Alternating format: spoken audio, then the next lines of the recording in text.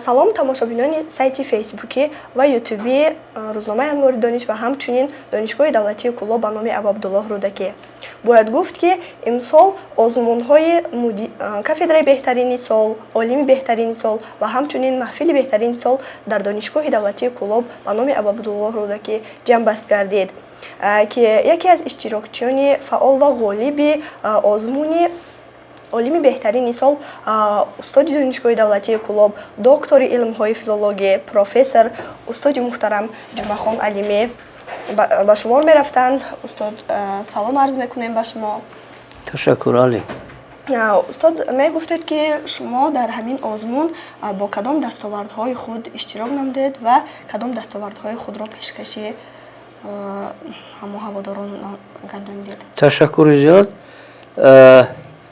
соли гузашта, яъне соли тақвимӣ ё соли таҳсилии 2021 хушбахтона давоми сол 3 шогирдам, яъне 3 унвонҷӯям ки ман роҳбари илмӣ будам, таҳти роҳбарии илмии ман муваффақона рисола ё диссертатсияҳои таҳқиқотии худро дар мавзӯъҳои 2 нафар мавзӯъҳои вобаста ба забони англисӣ, методикаи таълими забони англисӣ ва яке дигар оид ба таърихи забон муваффақона ҳимоя кардан ва корҳои илмӣ тадқиқотиашон ҳам аз ҷониби муассисаи давлатии комиссияи олии аттестатсионӣ назди президенти ҷумҳурии Тоҷикистон тасдиқ шуданд. гузашта аз ин теъдоди 6 адад китобам ба муносибати таҷлил аз 30-солагии истиқлолияти давлатии ҷумҳурии Тоҷикистон нашр шуданд, аз ҷумла империяҳои орёён, асосҳои педагогии рушди фарҳанги иқтисодӣ, рушди созгории касбияти ҷавономӯзгорон ва чанд адади дигар. гузашта аз ин якчанд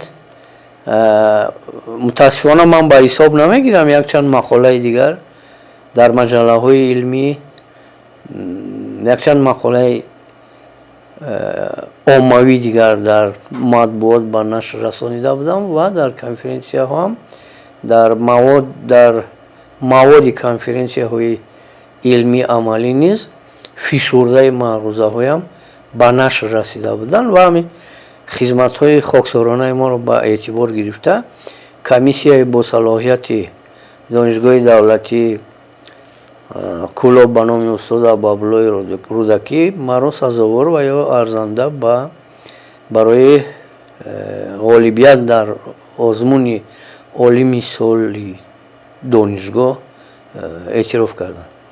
Ташаккур устод. Устод мегуфтед ки шумо дар кадом конференсияҳо ва ё ки озмунҳои сатҳи донишгоҳи ҷумҳуриявӣ ва берун аз кишвар иштирок намудаед ва баромад кардаед? Ё дар маҷмӯъ шурӯъ аз донишгоҳи худамон,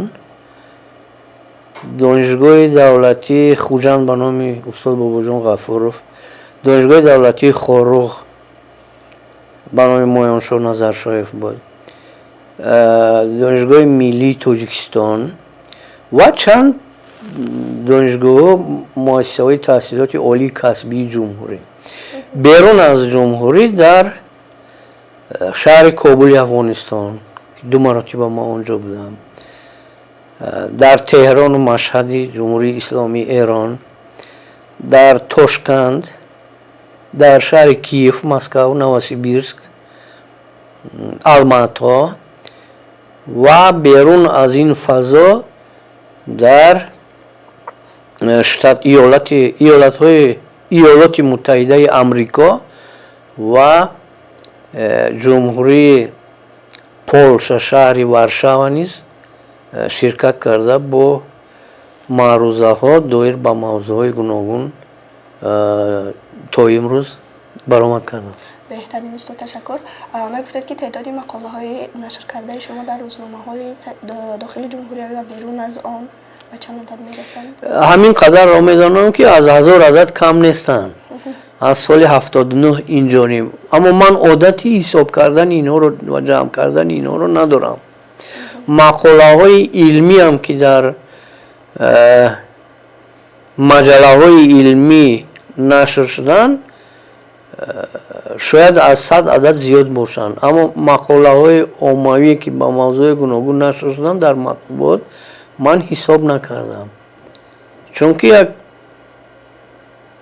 бештар аз 4-10 сола шуд ки ман менависам. беҳтарин устод.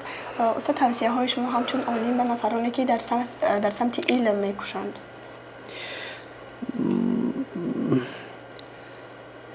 аввалан инсон вақте ки ба роҳ ба сӯи илм, корҳои илмӣ, тадқиқотӣ ба як хулоса меояд ки бояд ҳаёти худро бахшад ё ки даст занад, ин кор бисёр мушкил аст, аммо бояд аз баҳри қариб тамоми корҳои дигар бояд гузарад, чунки муваффақ ва муяссар ба дастоварди шуданаш эҳтимол дорад, ғайри мумкин аст. дигар ин ки ин як кори идоманок аст. тахминан инсон дар як рӯз на камтар аз 10-12 то 14 соати вақти худро бояд ба мутолиа ва тадқиқот бахшад, ки дар он сурат метавонад ки дастовардҳое дошта бошад. дар ин ҳолат ғайр аз ин азм, иродаи қавӣ зарурат дорад ва пайваста кӯшишу ғайрат намудан, ҷустуҷӯ кардан, мутолиа кардан ки то ниҳоят самарае ба бор оварда тавонад. ташаккури зиёд устод барое ки вақти худро дариқ надоштед, бо мо суҳбат кардед. ба шумоам ташаккур.